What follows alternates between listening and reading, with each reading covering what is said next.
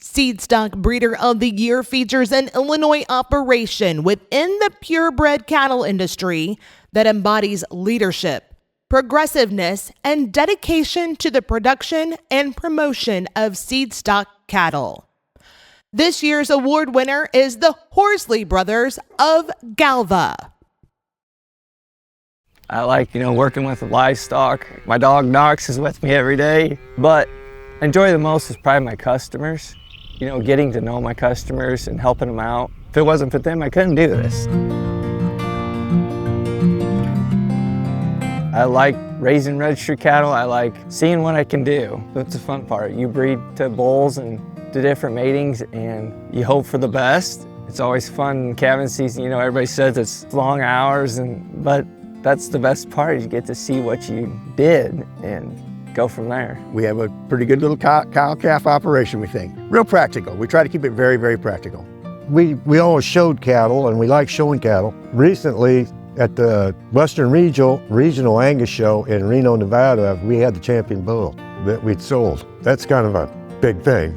My biggest, I would say, thank you or appreciation in life is the customers I have and relationships I built with them to help them succeed as well. Those kind of things I like talking to people about. Where their goals are. They want to increase their weaning weights or their decreased birth weights, add more pounds, or if they want to market their cattle a different way. I enjoy talking to people about that kind of stuff, so that probably means the most to me. The beginning, it's kind of ironic really. My father was born in Scotland. At 6 months of age, he came to the United States, to Detroit, Michigan. His father was a roofer.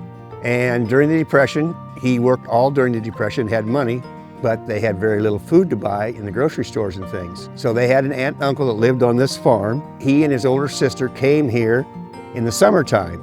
My dad enjoyed his summers here and really liked the livestock. When they went back in the fall the second year to Detroit, imagine this, by train by themselves, 2 children, 8 and 9. My dad told his sister, I have to go to the restroom.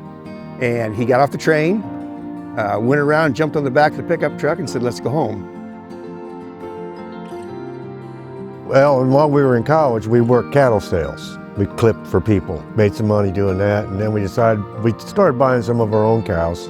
Originally, we had some Simmentals, and then we decided we were going to do this Chianina thing when they come across, and we seen that, and we thought we could get our best bang for a buck. We bought a couple cows, and we flushed them, and that was the very first embryos that were ever done in the early 80s. At that time, you flushed the cow, but you put the eggs back in surgically, and we did them right here in this shop. And we progressed with the Chianinas, and we had a real successful run. We won a lot of national championships, and then we decided we wanted to get back into the Angus, and we've been doing that for about the last 15 years.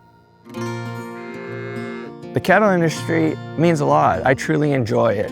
I like being involved. I'm a part of the Henry County Beef Association. I'm part of the Illinois Angus Association. I want to keep it going. I want to lead an example that other kids can come out and do it and be a part of it. Well, it was fairly easy getting Chad involved. I mean, it's a process. Little by little and year by year, I have increased his share of the cattle and the farming operation, and eventually will phase myself out, I guess.